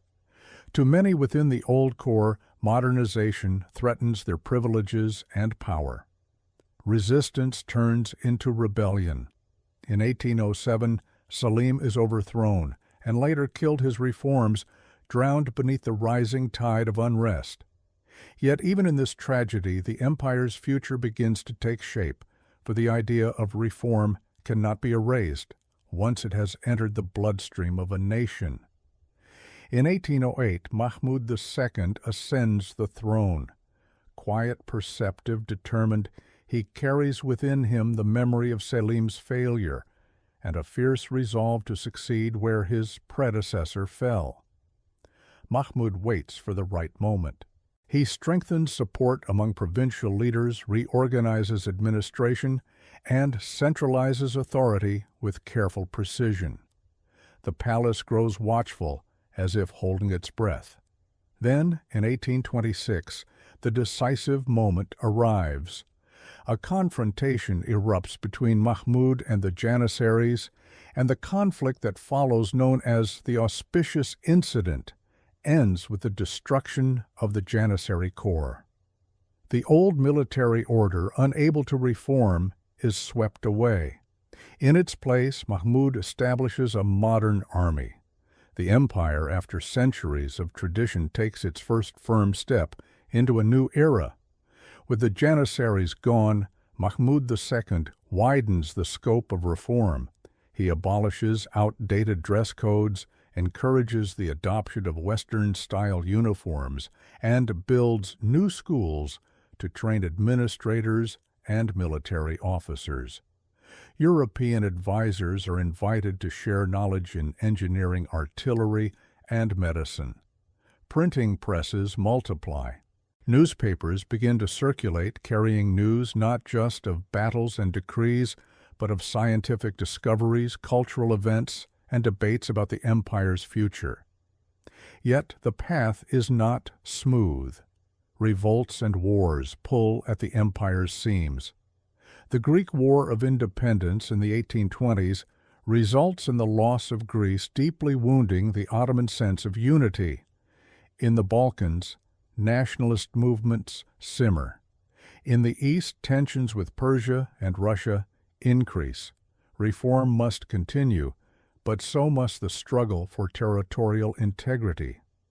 Then comes 1839, the beginning of the Tanzimat era. Sultan Abdul Mesid, inheriting Mahmud's vision, issues the Hada Sharif of Gülhane, a decree read aloud in the royal gardens of Istanbul.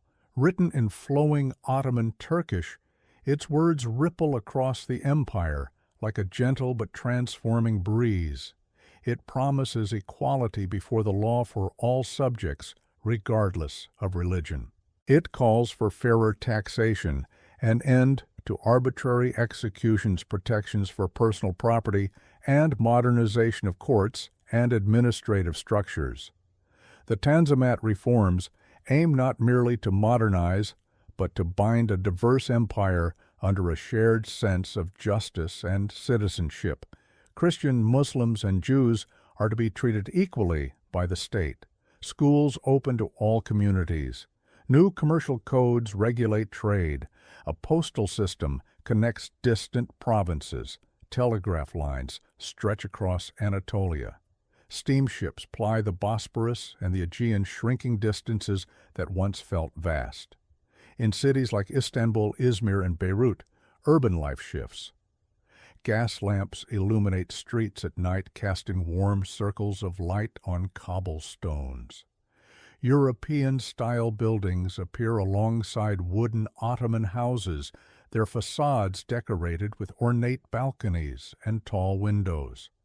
Coffee houses buzz with conversation. Men in fezzes read newspapers in French, Turkish, Arabic, and Greek.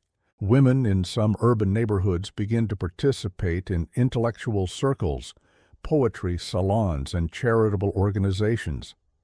Yet the reforms bring tension as well as progress. Traditionalists fear the erosion of Islamic law. Some religious leaders worry that Western influence will weaken the moral fabric of society. Meanwhile, ethnic and national groups see new opportunities to assert their identities. In the Balkans, nationalism gains momentum. In Mount Lebanon, sectarian conflicts erupt. The empire strives to modernize while still maintaining unity, a balance as delicate as a glass lamp in a shifting wind. Foreign pressures complicate matters further. Britain, France, Russia, and Austria, each hungry for influence, watch Ottoman reforms closely. Sometimes they support modernizing efforts to stabilize the region. Other times they intervene to protect their own interests. The empire becomes entangled in the larger geopolitical struggles of the 19th century, especially in the Crimean War, 1853-1856, where Ottoman forces fight alongside Western allies against Russia.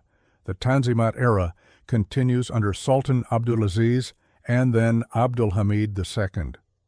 More schools open, legal reforms deepen. Railroads appear across Anatolia, connecting Istanbul to Konya and then spreading outward. The Hejaz Railway begins its long route to Medina. Provincial administration becomes more structured. Architecture flourishes as new government buildings, museums, opera houses, and libraries rise in major cities, but challenges persist. Economic dependence on European loans grows, weaving foreign influence into the fiscal heart of the empire. The Constitution of 1876, briefly celebrated as a leap into parliamentary rule, is soon suspended by Abdulhamid II, who rules more autocratically even as he continues certain modernizing projects. The empire moves forward but unevenly, a mixture of brilliant reform and persistent constraint. Still, the Tanzimat period leaves a lasting imprint. It bridges the empire's classical world and its modern one.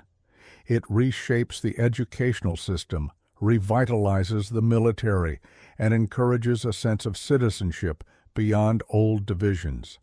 It plants the seeds of modern governance, secular law, and social transformation seeds that will later bloom in the era of the Republic. As the 19th century draws to a close, the Ottoman Empire stands at a threshold.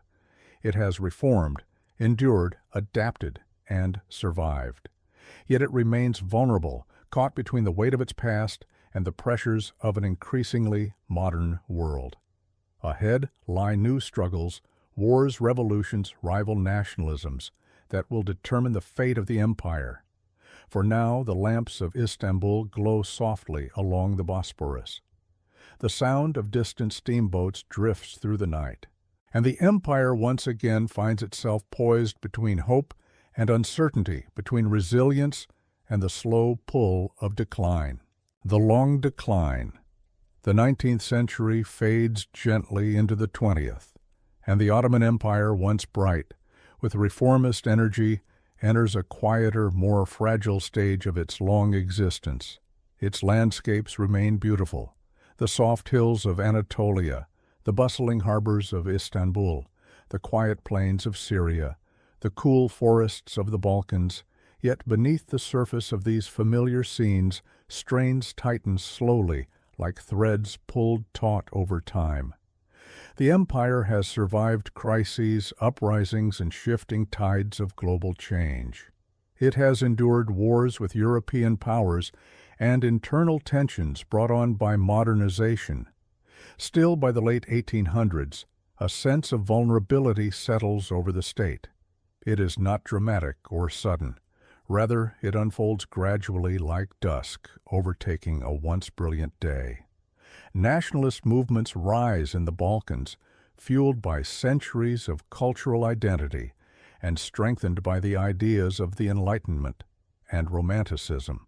Bulgarian Serbs, Greeks, Montenegrins, and Romanians communities that had long lived under Ottoman rule begin to seek their own paths, imagining their future outside the empire.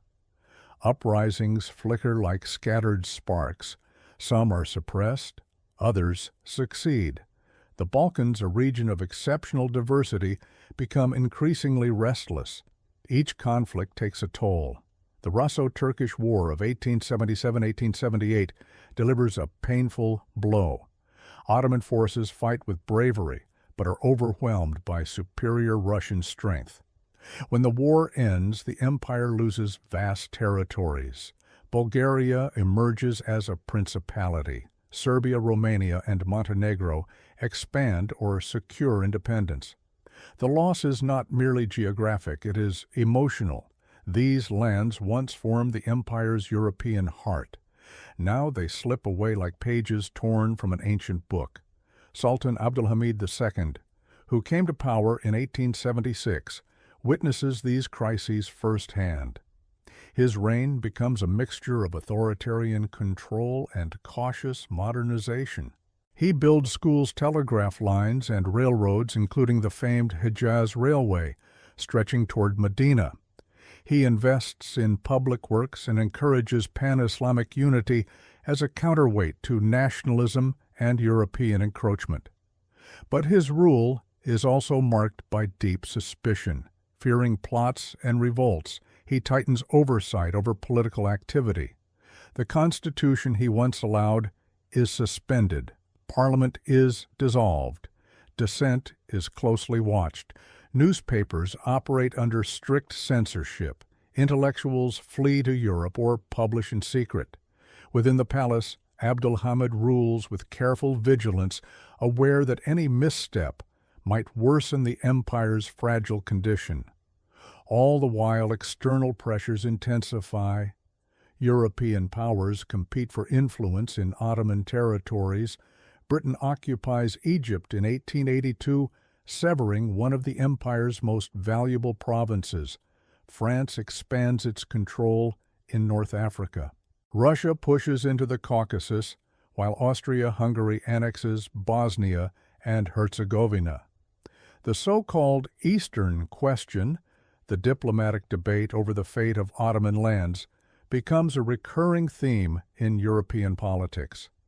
The empire, once a power that shaped continents, now finds itself being shaped by them, often without its consent. Yet the Ottoman world remains vibrant. Istanbul's streets continue to echo with languages from across 3 continents. Armenian merchants, Jewish artisans, Greek sailors, Kurdish tribesmen, Arab scholars, Albanian soldiers, and Turkish officials all contribute to a cultural mosaic that remains rich despite political strain. Coffee houses remain lively with poetry, music, and spirited debate. Families celebrate festivals with traditions passed down through centuries. Rural life carries on with its familiar seasons, planting harvest and quiet winter nights beside warm hearths. But even this cultural richness cannot shield the empire from the growing storms. By the early 20th century, dissatisfaction with Abdulhamid's rule grows among younger officers and intellectuals. They call themselves the Young Turks, members of a reformist movement, inspired by ideas of constitutionalism, modern science, and national revival. They are educated, multilingual, and deeply aware of the shifting world beyond the empire's borders. In 1908, they rise in the Young Turk Revolution, compelling the Sultan to restore the constitution and reopen parliament. For a brief moment, hope fills the empire. Speeches echo in parliamentary halls. Newspapers publish with newfound freedom. Citizens debate everything from education to industry to the nature of citizenship itself. It feels as if the Ottoman world, long burdened by struggle, might finally find its way into a new era. But reality remains more complex. Nationalist tensions continue to simmer. Political factions within the Young Turks disagree on the best path forward. Meanwhile, the Sultan, though still on the throne, loses authority. In 1909, Abdülhamid II is deposed after a failed counter-revolution. His brother Mehmed V becomes Sultan in a largely ceremonial capacity. 1 year later, the empire faces another blow, the Balkan Wars of 1912-1913.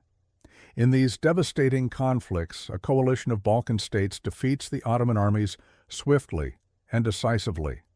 Almost all remaining European territories are lost. Thessaloniki, Monastir, Bitola, and Ioannina cities that once buzzed with Ottoman culture fall away. Hundreds of thousands of Muslims flee to Anatolia, carrying stories of lost trauma and longing. The psychological impact is immense. The Ottoman state retreats fully into Anatolia and a few isolated footholds. Istanbul remains its capital, but its empire, once stretching across 3 continents, is reduced to a fragile core. Still, even in the wake of these losses, the Ottoman leadership attempts to reorganize the Committee of Union and Progress Cup. A faction within the Young Turks effectively takes control of the government. They pursue ambitious reforms, centralizing authority, reforming the military, and seeking alliances abroad. They hope somehow to revive the empire's fortunes. But time is running out. The world moves inexorably toward a global conflict. The great powers arm themselves with new technologies, machine guns, dreadnoughts, long-range artillery, and forge alliances that will soon engulf entire nations. The Ottoman Empire, weakened, but still determined, must choose a side. As the summer of 1914 unfolds, Europe marches toward war. Within the Ottoman government, debates rage behind closed doors, illuminated by lamplight, as ministers and generals consider their options. Should they join the conflict? Should they remain neutral? Which alliance might preserve what remains of the empire? Their decision will bring the Ottomans into the deadliest war the world has ever seen, a war that will accelerate the empire's final transformation. For now, the empire stands on the brink, suspended in the last quiet moments before the storm breaks. The First World War and the end of empire. The summer of 1914 settles over Europe like a heavy, breathless curtain. Old alliances harden, new rivalries burn, armies mobilize with a steady rhythm that feels both mechanical and ominous. The Ottoman Empire, worn by wars and internal divisions, yet still home to millions, watches from its ancient crossroads. In the quiet rooms of Istanbul's ministries and the shaded halls of Topkapı Palace, the empire's leaders weigh their options, uncertain, anxious, and aware that the smallest decision could alter destiny. The Committee of Union and Progress. The ruling faction, led by men such as Enver Pasha, Talat Pasha, and Cemal Pasha, sees war as both a threat and an opportunity. They fear that neutrality will leave the empire exposed to European pressures and territorial demands. They hope that joining a strong ally might preserve what remains of the Ottoman world. In the stillness of August, after long negotiations and secret agreements, the empire aligns itself with the Central Powers Germany and Austria-Hungary. It is a fateful decision, one that will carry both hope of revival and the seeds of profound tragedy. When war begins, the empire mobilizes quickly. Soldiers gather in Anatolian towns, adjusting their uniforms beneath crisp autumn winds. Horses stamp impatiently in courtyards. Steam whistles blow from train stations as troops depart for distant fronts. Mothers and fathers watch quietly, hands clasped as suns disappear along the horizon. The Ottoman Empire enters the conflict with bravery, but faces immense challenges. Its economy is strained, its infrastructure limited, and its armies stretched across vast territories. Supplies run short, communication lines falter. Still, the empire fights with determined spirit on multiple fronts. In the winter of 1914-1915, Enver Pasha launches a bold but disastrous campaign in the Caucasus. Ottoman troops march into the freezing mountains near Sarikamish, hoping to strike Russian forces with a daring maneuver. But the harsh cold proves deadlier than any enemy. Blizzards envelop the soldiers, temperatures plummet, thousands perish in silence beneath snow-laden skies. The defeat marks one of the darkest moments of the war for the empire. In the east, tensions between Ottoman authorities and Armenian communities intensify tragically during the war years, culminating in the mass deportations and deaths of Armenians in 1915. The empire faces internal fractures that deepen the suffering of civilians and leave wounds that will echo painfully through history. Meanwhile, at the empire's western edge, a different story unfolds, one of courage, sacrifice, and unexpected resilience. The Gallipoli campaign begins in 1915, when Allied forces attempt to seize control of the Dardanelles Strait to open a supply route to Russia. British, French, Australian, and New Zealand troops land on the rugged Gallipoli Peninsula, expecting a swift victory. Instead, they encounter fierce resistance. Ottoman soldiers, commanded by men such as Mustafa Kemal, defend the cliffs and ridges with unwavering determination. The land is harsh, the heat intense, and the nights cold. Yet through months of brutal trench warfare, the Ottoman defenders hold the line. Mustafa Kemal's calm resolve and his famous order, "I am not ordering you to attack, I am ordering you to die," becomes a symbol of unyielding commitment. Gallipoli ends with the Allies' withdrawal. For the Ottomans, it is a rare and profound victory, bringing pride to a population weary from loss. It also elevates Mustafa Kemal, marking him as a figure of extraordinary leadership. But the war continues, stretching the empire's resources to breaking point. In the Middle East, British forces advance from Egypt into Ottoman-controlled Palestine and Mesopotamia. Arab uprisings influenced by promises of independence erupt across the region. Ottoman troops fight valiantly in deserts and fertile valleys, but the pressure becomes overwhelming. Cities like Baghdad, Damascus, and Jerusalem fall to Allied forces. The empire's southern provinces slip away one after another. In Anatolia, shortages deepen. Bread lines grow longer. Families ration flour, kerosene, and salt. Disease spreads in some regions. Villages lose young men to distant battlefields. Fields go untilled, and mothers carry heavy burdens through the hardship. By 1917 and 1918, the Central Powers falter. Germany faces revolution. Austria-Hungary fragments under nationalist pressures. The Ottoman government, aware that defeat is inevitable, seeks an end to the war. On October 30, 1918, the Armistice of Mudros is signed aboard a British battleship anchored near the island of Lemnos. Its terms are severe. Ottoman forces must demobilize. Allied troops may occupy strategic points across the empire. The war ends not with relief, but with the quiet dread of what comes next. And soon the consequences unfold swiftly. Allied forces occupy Istanbul. Greek troops land in Izmir in May 1919, advancing into western Anatolia with support from Britain. French and Italian forces take positions in the south and southwest. Armenian and Georgian troops move in the east. The empire, weakened and disarmed, cannot resist. The once great Ottoman state seems on the brink of dismemberment. Sultan Mehmed VI remains on the throne, but real authority slips from his grasp. The government in Istanbul, seeking to preserve the monarchy, cooperates with Allied powers, hoping to negotiate leniency. Many Ottomans, however, view these actions as betrayal. Across Anatolia, a different spirit awakens, a quiet determination rooted in survival dignity and the belief that the homeland must not be surrendered. In towns and villages, whispers begin to spread. Secret meetings gather supporters.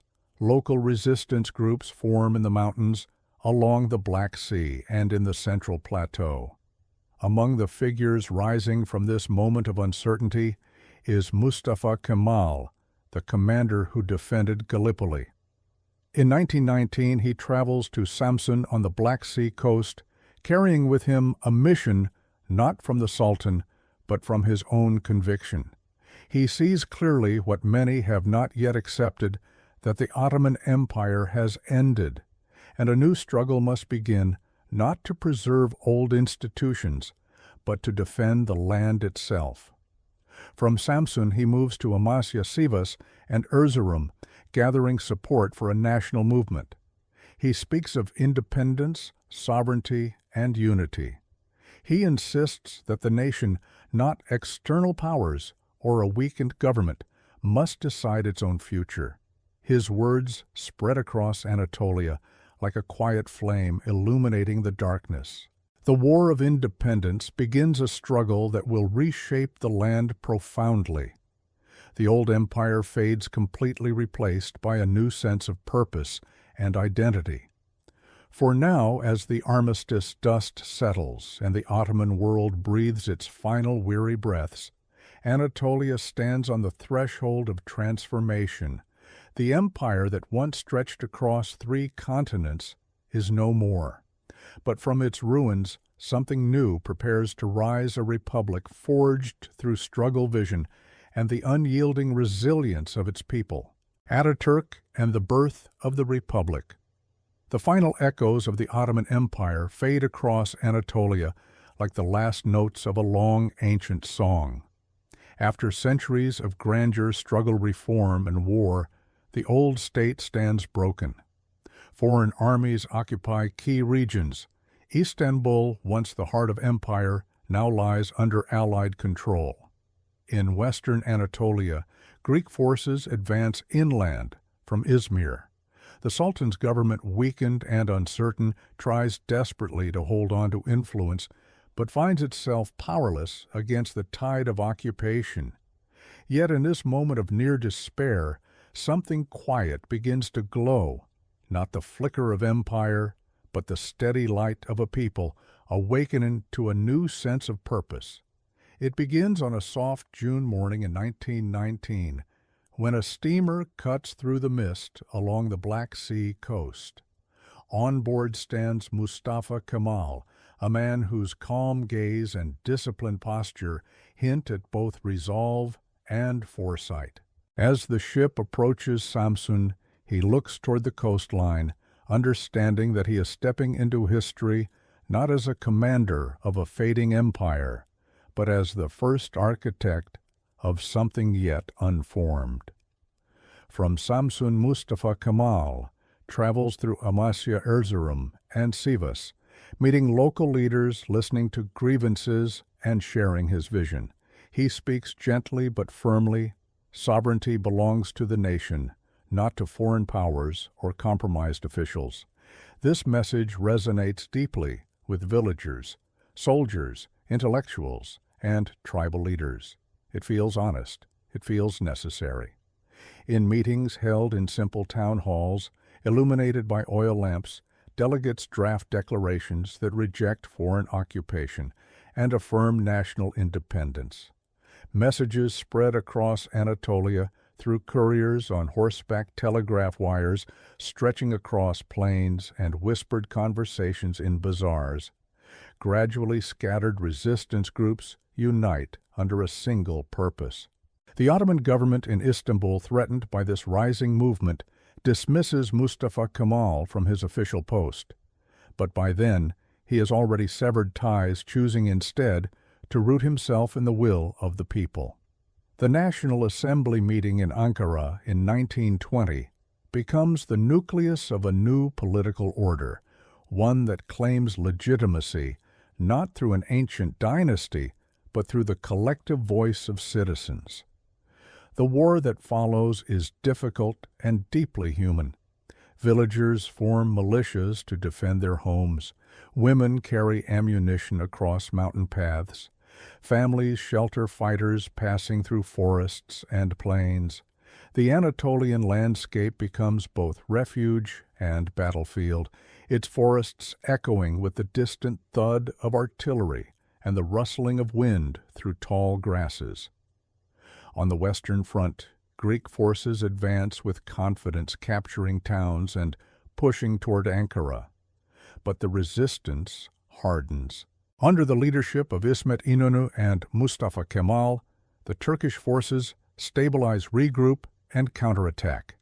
Key battles unfold at İnönü, at Sakarya, and later at Dumlupınar. Each clash is fought with determination, born not from imperial ambition, but from the desire to defend a homeland. The Battle of Sakarya in 1921 becomes a defining moment.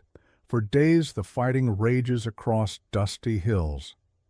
Mustafa Kemal, appointed commander-in-chief, directs operations with deliberate calm.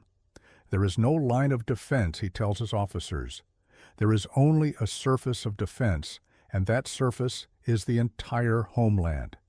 These words spread among soldiers like a quiet vow. When victory finally comes, it feels as though a long breath has been exhaled across Anatolia. The Greek army retreats. Towns are reclaimed. Families return to their villages, walking slowly through streets where silence now replaces the chaos of war.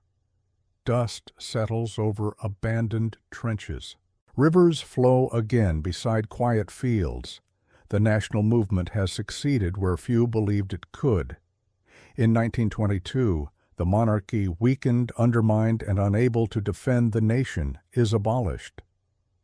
Sultan Mehmed VI leaves Istanbul aboard a British ship, marking the end of 6 centuries of Ottoman rule.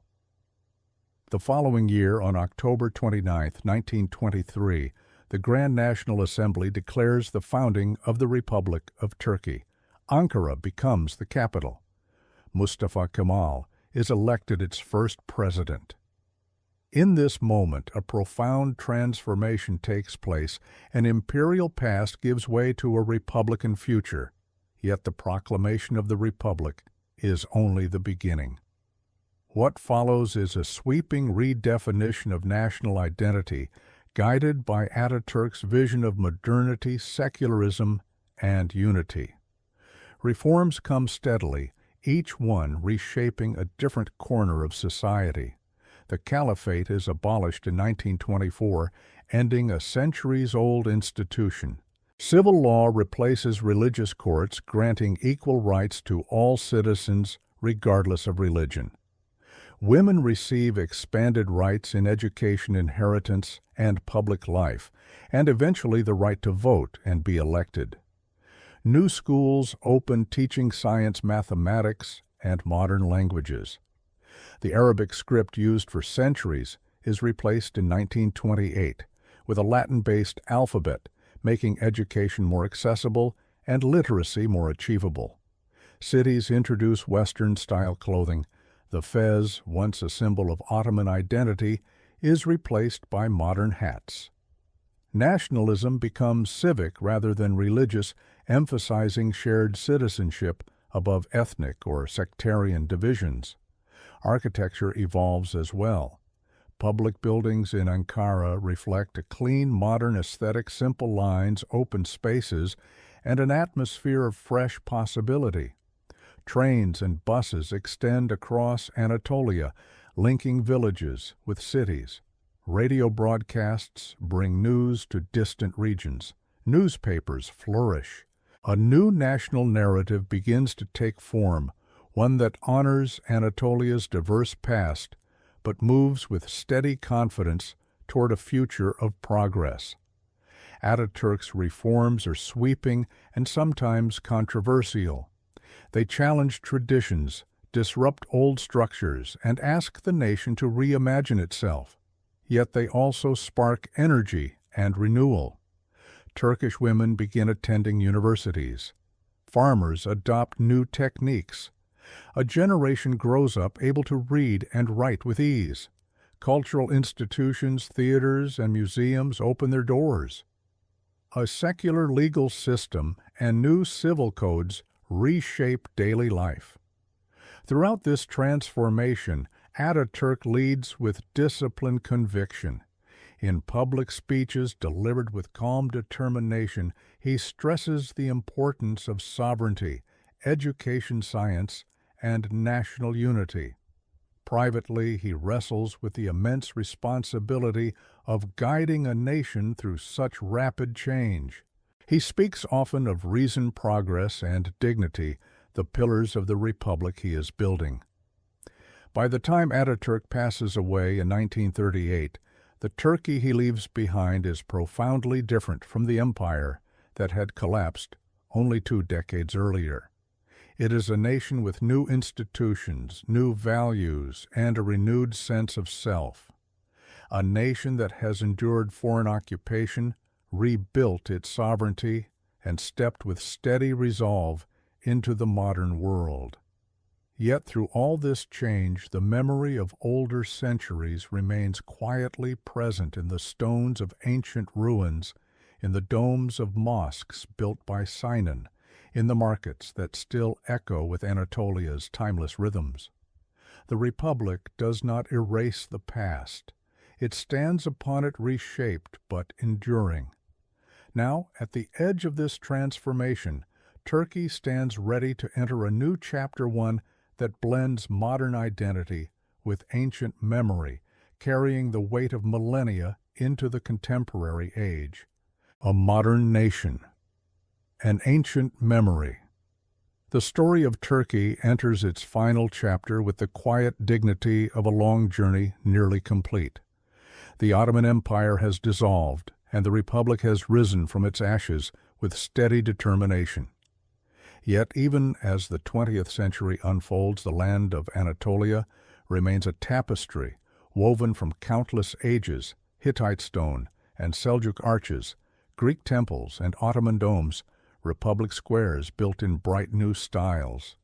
In these layers of history, modern Turkey finds both its foundations and its reflection.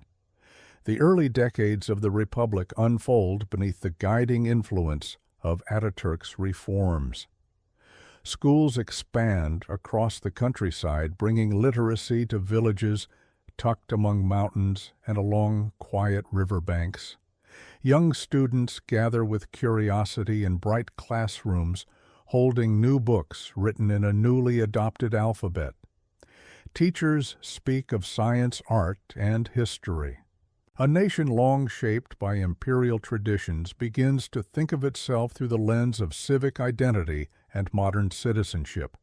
Cities change too. Ankara transforms from a modest town on the Anatolian plateau into a vibrant capital. New government buildings rise clean-lined, geometric, and symbolic of an era that embraces rationalism and progress. Streets widen. Statues and monuments appear in public squares, honoring the sacrifices of the War of Independence. The air of Ankara feels crisp and forward-looking, as if the wind itself carries the promise of renewal. Istanbul, meanwhile, remains the cultural heart, a city where domes and minarets catch the morning light, where ferries glide across the Bosporus like gentle brushstrokes on water. Its neighborhoods blend the old and the new. Traditional wooden houses stand beside modern apartments. Bustling bazaars coexist with new theaters and cafes. Here, the echoes of Byzantium and the Ottoman Empire live comfortably beside the hum of trams and the rhythm of contemporary life. As the decades progress, Turkey navigates a world marked by rapid global change. The Second World War darkens the horizon of Europe. Though Turkey maintains neutrality for most of the conflict, the war's shadow stretches across its borders. Resources grow scarce, diplomats tread carefully, and when peace finally returns, Turkey steps into a new international order shaped by alliances, reconstruction, and the shifting balances of the Cold War. In 1952, Turkey joins NATO, anchoring itself firmly within the Western Bloc. The decision reflects both geopolitical realities and a desire to solidify the nation's position among modern states. New military and economic ties form. American aid helps build highways, bridges, and infrastructure. Cities expand. Rural populations move to urban centers in search of opportunity, reshaping the social landscape. Yet the mid-20th century also brings challenges. Political parties rise and fall. Economic fluctuations stir unrest.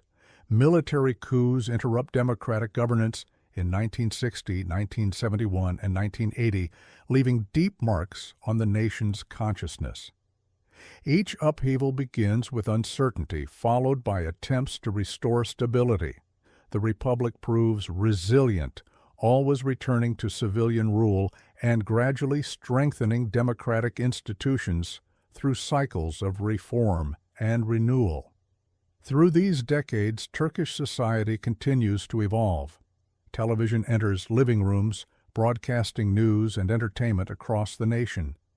Universities multiply, producing new generations of engineers, doctors, writers, and artists. In Anatolian towns, paved roads replace dusty paths.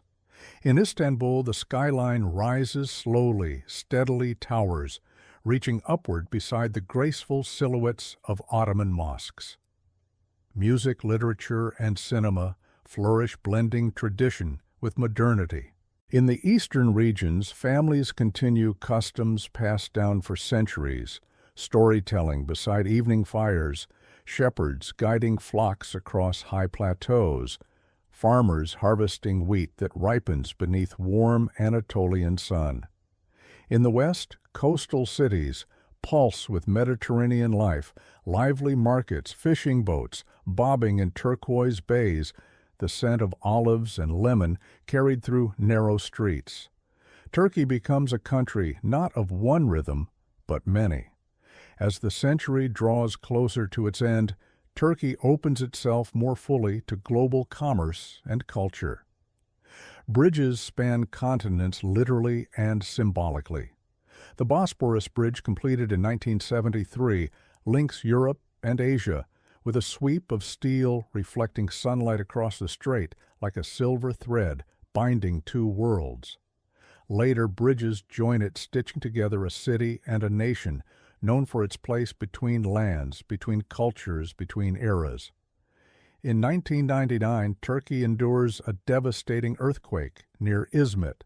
Whole neighborhoods crumble in seconds. Families grieve beneath shattered buildings and broken streets. Yet amid the rubble, rescue workers, volunteers, and neighbors bind together with extraordinary compassion, showing a spirit of unity that echoes the resilience of the land itself. From tragedy emerges renewed commitment to safety, preparedness, and modernization. In the 21st century, Turkey grows economically and culturally. Highways stretch across mountains. Airports connect regions once separated by long journeys. Cities like Istanbul, Izmir, Bursa, and Antalya flourish with tourism, commerce, and international exchange. The country balances complex political tensions, regional conflicts, and evolving democratic practices, challenges met with public debate, civic action, and ongoing reform. Still, throughout all this modern movement, history remains close like a familiar presence, walking quietly alongside the present day. In Cappadocia, ancient cave churches glow softly in the half-light. In Ephesus, marble streets once walked by Romans gleam beneath the sun. In Konya, dervishes whirl in circles of devotion, their white skirts floating like petals in a gentle wind. In Amasya, Ottoman mansions reflect on the river's smooth surface. In Ankara, Atatürk's mausoleum, Anıtkabir stands silent and solemn, watching over the capital with calm endurance. These places remind the nation that modern Turkey is not a break from the past, but a continuation, a new chapter written upon pages that stretch back through millennia. As the night deepens, imagine walking along the Bosporus on a quiet evening. The city lights shimmer on the water. Minarets rise like slender shadows against the sky. Fairy horns echo softly across the strait. Here you feel the full depth of the country's story, Hittite stone beneath layers of Roman marble, Seljuk arches, beneath Ottoman domes, Republican boulevards flowing outward like pathways into the future. Turkey today is a mosaic, modern, yet ancient, bustling, yet reflective a nation, shaped by rivers of history that have flowed together into a single powerful current. Its identity is not a single note, but a harmony of civilizations, layered languages, blended faiths intertwined, and generations determined to build something worthy upon the foundations inherited from distant ancestors. And so the long story of Turkey from prehistoric Anatolia to the Republic settles into a quiet close. Empires have risen and fallen. Borders have shifted. Names have changed. Yet the land endures steady as the wind that moves across its mountains, patient as the waters that flow through its straits. Let the final thoughts drift softly now, like leaves settling on still water. You have walked through thousands of years of history, through stone gates, along caravan roads, across battlefields, inside peaceful courtyards, through the rise and fall of empires. And after all this time, the land that began as the cradle of ancient civilization stands today as a modern nation that carries its past with grace. May the echoes of this long journey settle gently around you, letting your thoughts grow quiet, letting the centuries fade like a distant horizon, and drawing you into a place of calm where time slows and the world becomes still. The story of Turkey continues, but for now, rest knowing you have traveled far across its memory.